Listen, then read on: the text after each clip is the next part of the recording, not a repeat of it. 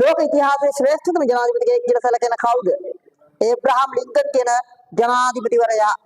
ඇමරිකාවේ 16 වෙනි ජනාධිපතිවරයා තමයි ඒබ්‍රහම් ලින්කන් කියලා කියන්නේ. පරිසර හිතකාමී ජනාධිපතිවරේ දැනට ලෝක ඉතිහාසයේ පහළ වෙලා ඉන්න ශ්‍රේෂ්ඨතම ජනාධිපතිවරයා විදිහට ඒබ්‍රහම් ලින්කන් හඳුන්වන්න පුළුවන්. මොකද ඒකට හේතුව තමයි මේ දක්වා දැන් ඩොනල්ඩ් ට්‍රම්ප් දක්වා රට පාලනය කළ ජනාධිපතිවරු ඉන්නවනේ. ඩොනල්ඩ් ට්‍රම්ප් කියන්නේ මං හිතන්නේ දැන් මේ වෙනකොට ඇමරිකාවේ ඉන්න 47 වෙනි ජනාධිපතිවරයා. ඇමරිකාවේ පළවෙනි ජනාධිපති තමයි ජෝර්ජ් වොෂින්ටන් කියලා කියන්නේ. ජෝර්ජ් වොෂින්ටන්ගේ පටන් ගත්තාම මේ දක්වා ජනාධිපති වෙච්ච අයගේ පින්තූර ගහලා තියෙනවලු කාගේ කාමරයේද? ජනාධිපතිගේ කාමරේ. ජනාධිපතිගේ නිල කාමරේ ගහලා තියෙනවලු පුතේ වටේටම.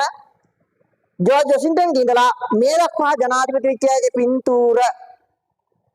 ඒ අතර තියෙනවලු පුතේ එක පින්තූරයක් ජනාධිපති වාඩි වෙලා ඉන්න තැනට කෙලින්ම කෙලියෙන් ඉදිරියෙන්. කාගේ පින්තූරද තියෙන්නේ? ඒබ්‍රහම් ලින්කන් කියන ජනාධිපතිවරයාගේ පින්තූරය තමයි පුතේ තියෙන්නේ. දැන් ජනාධිපතිවරයාට මොණයන් හෝ ගැටලුවක් ආවොත්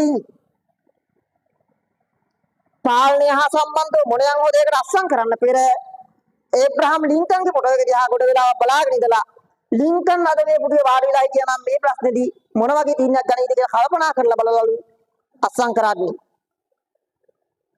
ඉතින් ලෝකේට අවාසිදායක වෙන දෙයකට සහ තමාගේ රටට අවාසිදායක වෙන දෙයකට ඇමරිකාවේ ඉන්න කිසිම ජනාධිපතියෙක් අත්සන් කරන්න පෙළඹෙන්නේ නැහැ. මොකද අත්සන් කරන්න කලින් කෙලින්ම පේන්නේ කාවද? ඒබ්‍රහම් ලින්කන්ව. ඊට අමතරව එදා මෙදා තුර ඇමරිකානු ඉතිහාසයේ පහළ වුණු ජනාධිපතිවරු ටික වටේ ඉඳන් බලා ඉන්නවා වගේ හැඟීමක් Tamanට දැනෙනවා. ඒ වගේම ඉස්සරහින් ඉන්නවා කවුද ශ්‍රේෂ්ඨම ජනාධිපතිවරයා? කවුද? Abraham Lincoln. ඒ නිසා මොනම වෙලාවකවත් වැරදි තීරණයකට වැරදි ගිවිසුමකට ඇමරිකාව අත්සන් කරන්නේ නැත.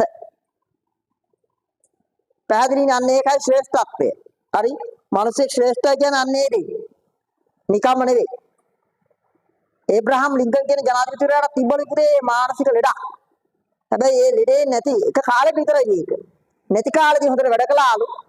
ලෙඩේ තියෙන කාලෙදී උච්ච ක්‍රියාශීලී නෑ. අනිත් කාලෙදී හොඳයි. කියන්නේ පරිසර හිතකාමී ජනාධිපතිවරයෙක්.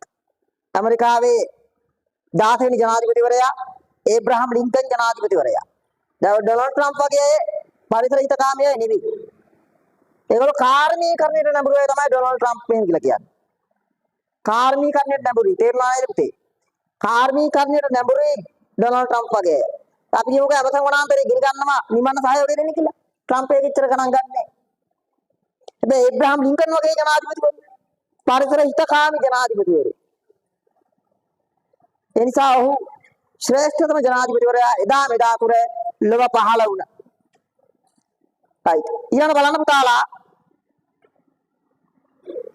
ප්‍රාන්ස් විප්ලවය ඇති වූයේ කුමන වර්ෂයකදීද?